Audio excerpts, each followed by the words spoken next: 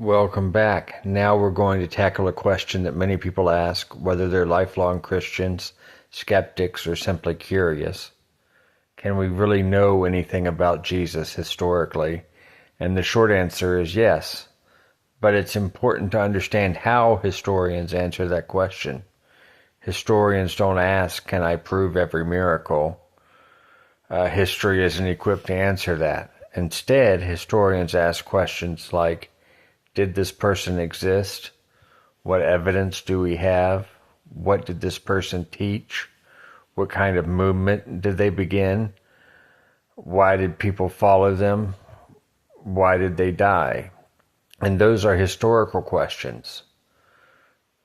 So let's begin with the simplest question. Did Jesus of Nazareth actually exist? Today, the overwhelming majority of historians, including Christian, Jewish, agnostic, and atheist scholars, answer yes. And that doesn't mean that every historian agrees about who Jesus was, but they overwhelmingly agree that he was a real Jewish teacher who lived in the first century and was executed by crucifixion under the Roman governor Pontius Pilate. In fact, among professional historians of the ancient world, the existence of Jesus is generally not the point of debate. The real discussion is about how we understand his life, teaching, and significance. Sometimes people ask, if there weren't cameras or newspapers, how can we know anything about Jesus? And that's actually true for almost every person in the ancient world. Historians rarely have photographs or recordings. Instead, they work with ancient writings, archaeology, inscriptions, coins, official records, and the testimony of people who lived close to the events. For Jesus, our earliest sources are the letters of Paul the Apostle. Many people are surprised by that. Paul's letters were written before the four Gospels. Paul wasn't writing biographies, he was writing letters to churches. Yet throughout those letters we find references to Jesus' crucifixion, resurrection, teachings, disciples, and followers.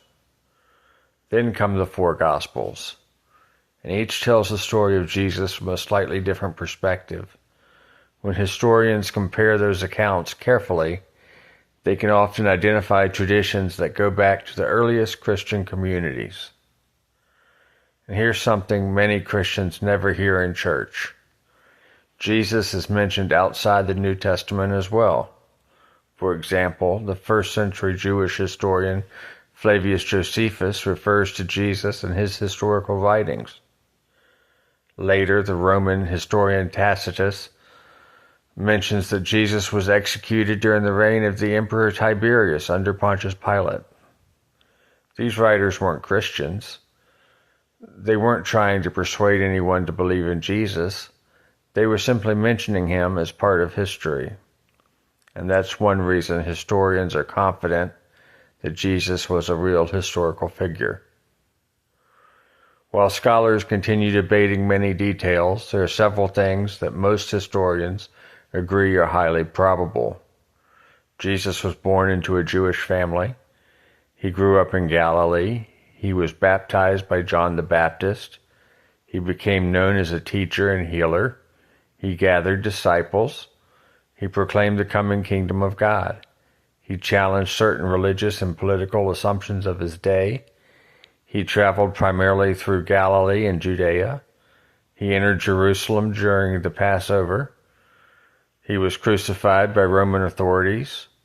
And after his death, his followers became convinced that God had raised him from the dead, leading to the birth of the Christian movement. Whether someone embraces that resurrection as an act of faith is a theological question, but historians agree that the disciples genuinely believed something extraordinary had happened.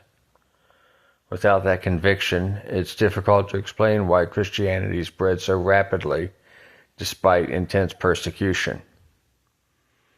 Here's a question I've been asked several times. Why didn't Jesus write anything himself? And the answer tells us something important about the culture of his time. Jesus lived in an oral culture. Teachers taught by speaking. Students learned by listening, memorizing, and repeating. And that's why Jesus used stories. Parables are memorable. Short sayings are memorable. Blessings and proverbs are memorable. People could carry them in their hearts long before they carried them in books. Think about how many songs you know by heart.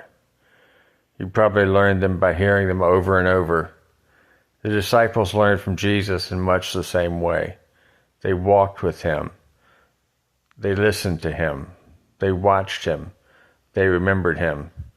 And they later shared those memories with others. Now you might wonder, so what's the difference? What kind of difference does all of this make? And I think it makes an enormous difference because it reminds us that Jesus wasn't an abstract idea. He wasn't merely a symbol. He wasn't a character in a story. He was a real human being who lived under Roman occupation. He experienced hunger, fatigue, friendship, grief, joy, celebration, conflict, and suffering. And that means when Jesus speaks about loving our enemies, he's speaking into a world filled with violence. When he speaks about caring for the poor, he's addressing real poverty. When he proclaims God's kingdom, he's speaking to people living under imperial rule. And suddenly his words become more than inspirational sayings. They become a bold invitation to live differently. I'd like to leave you with a question before we move on. When you picture Jesus, do you imagine him as someone who lived long ago in a distant religious world? Or can you begin to picture him as a real person walking dusty roads, laughing with friends, comforting the grieving, and proclaiming hope to ordinary people? Sometimes making Jesus more historical actually makes him feel more personal. That's certainly been true in my own life. In our next section, we're going to step directly into Jesus' world. We'll explore what life was really like in first century Galilee. We'll meet the farmers, fishermen, laborers, women, children, tax collectors, and religious leaders who surrounded Jesus every day. And we'll discover why understanding that world helps us hear his teachings with fresh ears. I'll see you in just a moment.